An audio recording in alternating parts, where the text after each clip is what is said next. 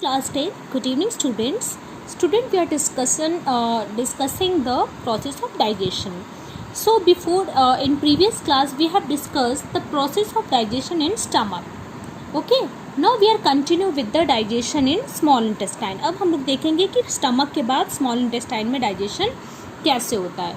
So student, stomach में digestion के बाद फूड हमारा स्मॉल इंटेस्टाइन में आता है जहाँ पे कंप्लीट डाइजेशन होता है. लेकिन स्मॉल इंटेस्टाइन में आने के पहले हमारे जो फूड है उसको पैनक्रियाज से मिलना पड़ता है.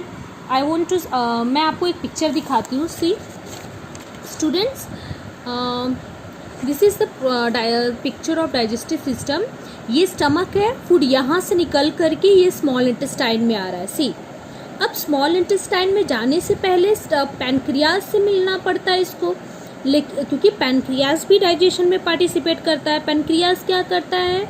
पैनक्रियाज जो होता है वो एंडोक्राइन और एक्सोक्राइन दोनों ग्लैंड का काम करता है, क्योंकि ये एंजाइम्स भी निकालता है और इंसुलिन हार्मोन्स भी निकालता है. ये आप क्वेश्चन जरूर लिख लेना, ये इंपॉर्टेंट क्वेश्चन है.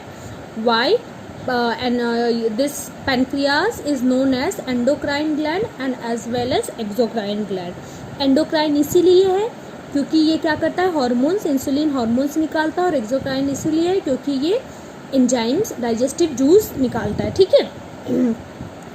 तो ये जो लेकिन जो ये पैनक्रियाटिक जूस है स्टमक से आए हुए फूड पे काम नहीं करता है, क्योंकि फूड जो यहाँ पे आ रहा है वो एसिडिक मीडियम में होता है और ये पैनक्रियाटिक जूस एसिडिक मीडियम में काम नहीं करता है. तो इसके लिए इस फूड को बेसिक मीडियम में कन्वर्ट करना होता है. तो उस बेसिक मीडियम में कौन कन्वर्ट करता है? ये जो आपका गॉल ब्लैडर है, लीवर क्या करता है, बाइल जूस बनाता है और इस गॉल ब्लैडर में स्टोर कर देता है. फिर गॉल ब्लैडर बाइल जूस को यहाँ पे सेक्रीट करता है, यहाँ पे देता है.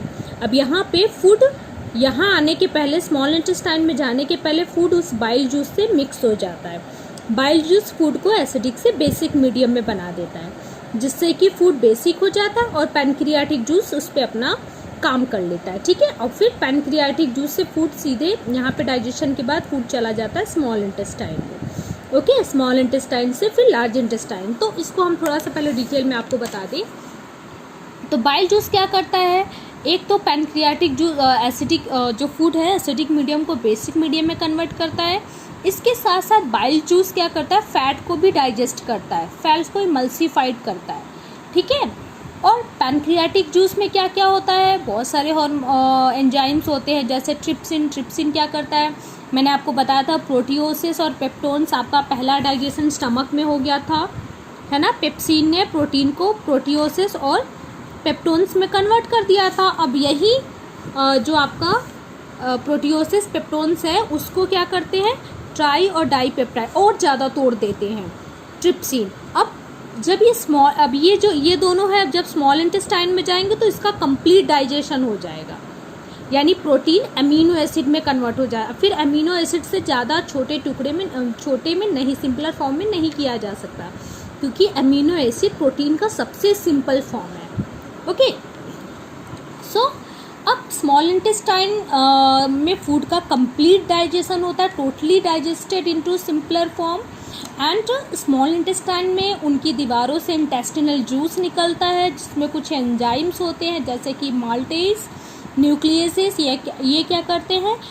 जो फैट है, फैट को पूरी तरह से डाइजेस्ट करके फैटी एसिड्स में कन्वर्ट हो जाते हैं, और जो आपका बचे हुए कार्बोहाइड्रेट्स हैं वो पूरी तरह से डाइजेस्ट हो जाते हैं. कार्बोहाइड्रेट पूरी तरह से ग्लूकोज सिंपलर फॉर्म में आ जाते हैं. उसके बाद फिर आपका प्रोटीन जो है कम्प्लीटली डाइजेस्टेड अमीनो एसिड्स में, और फिर आपका न्यूक्लियोटाइड्स वगैरह भी होते हैं, न्यूक्लियोटाइड्स भी पूरी तरह से डाइजेस्ट हो जाते हैं. सारे न्यूट्रिएंट्स डाइजेस्ट होके एकदम सिंपलर फॉर्म में आपके स्मॉल इंटेस्टाइन में आ जाते हैं. ओके. अब उसके बाद क्या होता है? जो आपका स्मॉल इंटेस्टाइन है उसमें एक छोटे छोटे फिंगर लाइक प्रोजेक्शन होता है. अब हम थर्ड प्रोसेस पे आ गए, एब्जॉर्प्शन. हमारा डाइजेशन प्रोसेस ख़त्म हो गया, यहाँ पे फूड पूरी तरह से डाइजेस्ट हो गया स्मॉल इंटेस्टाइन में. अब आता है एब्जॉर्प्शन. एब्जॉर्प्शन में क्या होता है? फिंगर लाइक प्रोजेक्शन होता है स्मॉल इंटेस्टाइन में, जिसको हम लोग विलाई कहते हैं. This is very important. Villi क्या करता है? सारे न्यूट्रिएंट्स को जो न्यूट्रिएंट जो सिंपलर फॉर्म है वो फूड से क्या करता है, एब्जॉर्ब कर लेता है। जो डाइजेस्टेड फूड है स्मॉल इंटेस्टाइन में, उसमें से सारे न्यूट्रिएंट्स को एब्जॉर्ब करके ब्लड को दे देता है। फिर ब्लड क्या करता है, ब्लड उस सारे न्यूट्रिएंट्स को ले जा करके किसको देता है, वो सारे न्यूट्रिएंट्स को ले जाएगा और हमारे सेल तक पहुंचाता है। तब आ जाता है हमारा नेक्स्ट प्रोसेस, एसिमिलेशन। जैसे ही सेल को न्यूट्रिएंट्स मिलता है वो डिवाइड करना स्टार्ट कर देता है, और जो सेल खराब हो चुके हैं, जो पूरी तरह से डिस्ट्रॉय हो गए, मतलब उनको न्यूट्रिएंट्स नहीं मिलता है तो वो थोड़े से डिस्ट्रॉय हो जाते हैं, वापस वो रीअगेन हो जाते हैं, और इस प्रोसेस को एसिमिलेशन कहते हैं। फिर हमारा लास्ट प्रोसेस आता है इजेशन। इजेशन में क्या होता है, जो स्मॉल इंटेस्टाइन में न्यूट्रिएंट्स एब्जॉर्ब होने के बाद जो वेस्ट मटेरियल बचता है वो चला जाता है लार्ज इंटेस्टाइन में। लार्ज इंटेस्टाइन एक्स्ट्रा वाटर को एब्जॉर्ब करके जो वेस्ट मटेरियल है उसको फिकस के फॉर्म में यानी सॉलिड के फॉर्म में एनस के जरिए बाहर कर देता है। So this is the last process of digestion. So students, I just want to explain with the help of diagram. यहाँ से देखो, माउथ से आपका हुआ, दैट इज द इंजेशन। फिर सबसे पहले डाइजेशन स्टमक में हुआ। स्टमक की दीवारों में गैस्ट्रिक जूस होते हैं जो कि जिसमें एसियल और एंजाइम्स होते हैं। स्टमक में डाइजेशन के बाद फूड मिक्स होता है बाइल जूस से, जो कि गॉल ब्लैडर में स्टोर होता है और बनता लीवर से है। बाइल जूस फूड को बेसिक बना देता है। उसके बाद फिर यहाँ पे ड्यूडेनम में फूड बाइल जूस से मिलता है। फिर यहाँ पे पैनक्रियाटिक जूस निकालता है जिससे कि फूड और ज़्यादा डाइजेस्ट हो जाता है। फिर फूड चला जाता है स्मॉल इंटेस्टाइन में। स्मॉल इंटेस्टाइन की दीवारों में क्या होता है, यहाँ पे इंटेस्टिनल जूस निकालते हैं जो कि फूड को पूरी तरह से डाइजेस्ट कर देते हैं।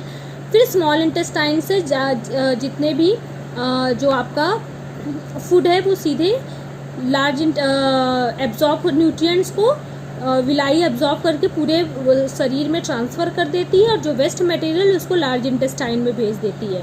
फिर लार्ज इंटेस्टाइन से वो एनस के ज़रिए वेस्ट मटेरियल बाहर आ जाता है। तो ये this is the whole process of your digestion. Students, this is very important topic in exams point of view. I have explained it so deeply, and if you are not understand this topic, I will explain once again. But you ask me question if you are not understanding, but you have to study. I will send you notes of this topic. You just complete your notes and continue your study. We will continue the next topic, that is the respiration, in our next class. We just continue our next topic, that is the respiration in our next class. Okay class, thank you.